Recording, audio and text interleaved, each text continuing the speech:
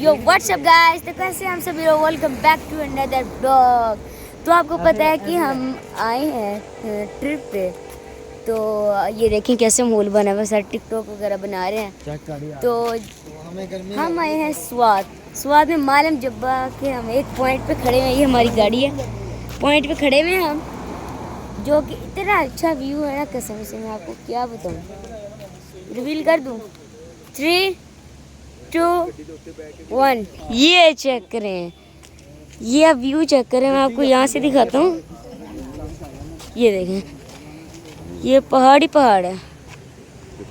ये व्यू ना जिंदगी में कसम से, ये देखें, यहाँ भी पहाड़, यहाँ पीछे भी पहाड़, इर्द गिर्द सारे पहाड़ पहाड़ हैं। ये देखें, यहाँ से रोड गुजर रहा है, वो देखें पहाड़ के बीच में से रोड गुजर रहा है।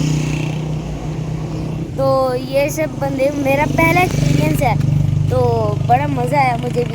इंशाल्लाह अगले भी ब्लॉग आएंगे अच्छे कॉन्टैक्ट के साथ। तो मुझे सब्सक्राइब करें कंबो लाइफस्टाइल को। तो ये व्यू चेक करें यार, कसम से व्यू ना बड़ा मज़े का है। यहाँ ये देखें, सारे टिकटॉक बनाने में लगे हुए हैं।